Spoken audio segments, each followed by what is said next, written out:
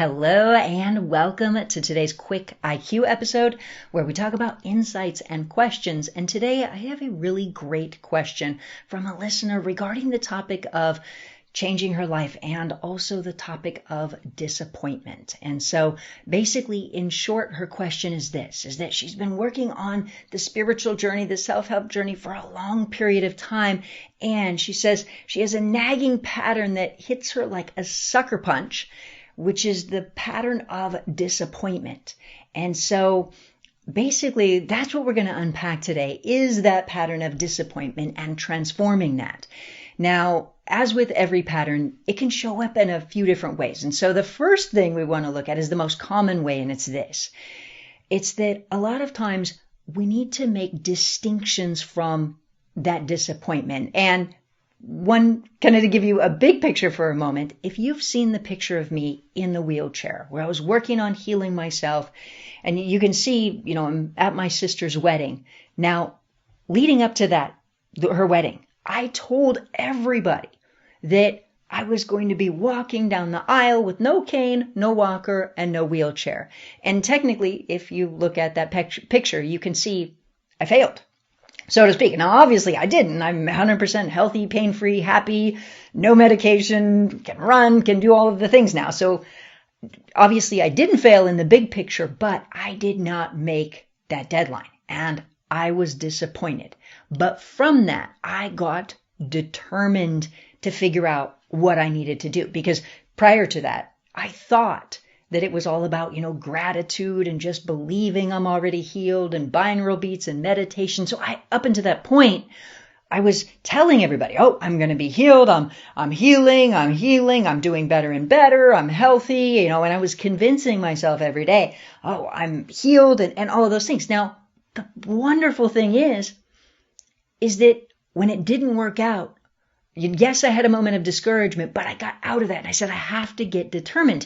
Now, when you stop and think about it for a moment, in some ways, that's how we learn if we do it in a healthy way, meaning that if you think about we as children, what do? When we're learning how to walk, we stand up and we fall. We stand up and we fall. We stand up, we fall. But we make distinctions and we learn and we grow, and before you know it, we're running around and getting into everything. And that's ultimately how we want to do things. That's anything.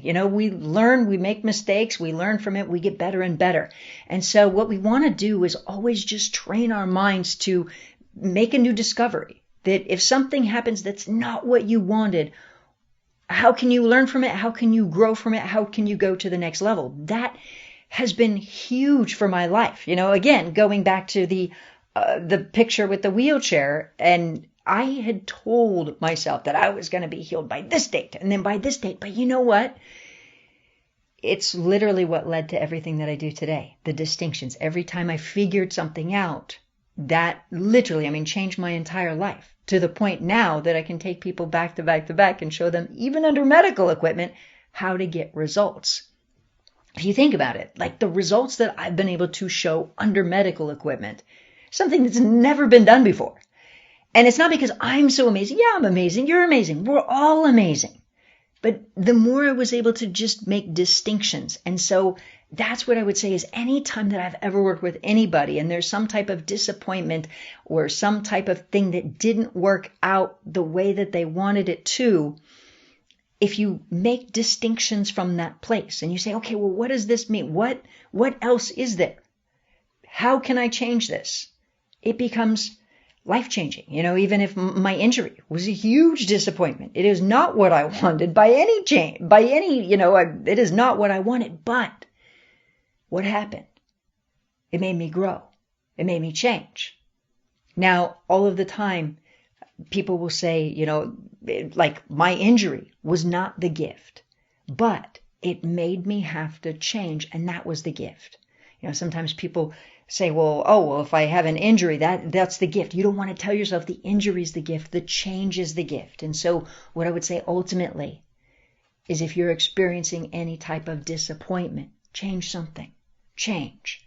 Decide what it is that you want to change. What pattern, what action, what do you need to know, do, or be, and make that distinction and keep going. Because I can tell you, I've worked with people with healing, with success, business, money, relationships, where they've had one failed, disappointing relationship after another, after another, after another. And then when we identify the pattern or the problem and what's happening, and then they change it, that they're in love in the most beautiful relationship. And so what I would say is really being willing to not get stuck in the disappointment, but to genuinely change. Now, that's exactly what our beautiful volunteer, the question was exactly that. She says it hits her like a sucker punch of disappointment. And so if you're in that and you're feeling that way, when you feel all those emotions, it's hard to change. Meaning that if you're in that way of thinking, so like say somebody has a way of thinking that says, oh man, it didn't work out. From that stressful place, your mind's not going to come up with the answer. So you also would want to change the pattern, meaning this, that the example you hear me use all the time is if there's a third grader trying to do their math homework and they're stressed and they're overwhelmed or they're fearful, it's going to feel really hard to do. But if they're open-minded and resourceful, it's going to feel easier and easier and easier and easier. And that's true with anything. And so you'll also make sure to not get stuck in disappointment, because the more you get stuck emotionally in disappointment, the more you do what? Likely stay there. Because patterns breed more of the same. For one reason, patterns breed more of the same and breed more of the same. The other thing is with that emotion really high, it makes your mind unresourceful. So it's like if somebody is really, really stressed, when you try to reason with them or talk to them, how does it go? Not so well, because the brain is stressed and emotional and heavy. And so I would say the key insights from this are don't get stuck there, but instead train your brain to get resourceful. Train your brain to not go into those emotions. Rewire the subconscious mind so you're not getting stuck in disappointment, feeling like a gut punch. But instead, if something doesn't work out, you say, okay, what's the opportunity? Where is that? And you make that distinction, and it is pivotal. So that's the insight from today, is exactly that, is bouncing back and saying, okay, how can I take this to the next level? And by the way, an example, if we think about it, some people, if we think about COVID, during COVID, there was lockdowns, there was all kinds of things. Some people got locked into fear. Some people got locked into hopelessness. Some people said, okay, the world has changed.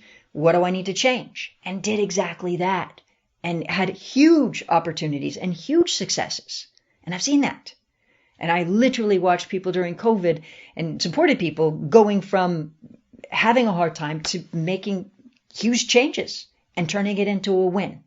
And so no matter what the external situation is, because let's be honest, during COVID, for many people, depending upon what country and whatnot, a lot of things changed in the external world. And yet, despite the changes, when you keep an open, resourceful mind and you look for the opportunity, you find it.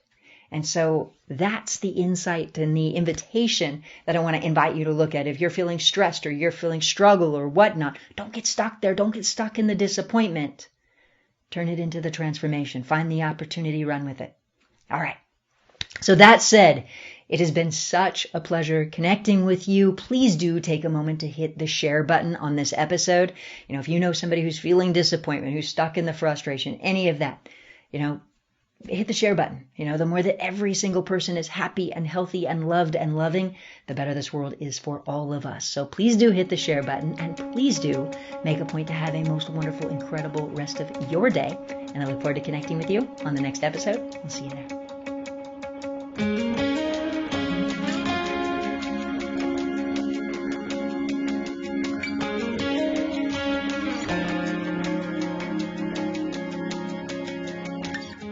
Thank you for listening to Heal Yourself, Change Your Life. All of the time, people reach out and say how much these episodes have given them hope or touched their heart or helped them stay positive in hard times or even woken them up to a completely new level of awareness of how amazing we all really are. If today's episode touched your heart or expanded your mind in any way, please do me a favor and be sure to share it with those you care about or those you know who really need it. As more and more people become empowered, it really will change our world for the better. That is the point and the power of these demonstrations, is to create a radical shift in our world consciousness by showing everyone what we are all capable of. And of course, each volunteer will really need to follow through to reinforce their programming to maintain their results. But the point is for you to see that you really can create rapid results in your health and your life if you really understand how to use your mind. You're incredible. And I do want to be clear, though, that most people will not get results this fast on their own. I make it look very easy because of the discoveries that I made. You'll want to remember that there's so much more going on in our minds at a deeper level than people realize. That said, if you want to send me any questions or comments, come visit me on my website at BrandyGillmore.com/podcast. And if you're currently experiencing physical pain and would like to be a volunteer on the show, you can sign up there as well. Lastly, please remember, if you do have any health issues, you won't want to avoid your doctors. Instead, you'll want to continue seeing them and make it your goal to blow their minds with what you're capable of with your mind. Thank you.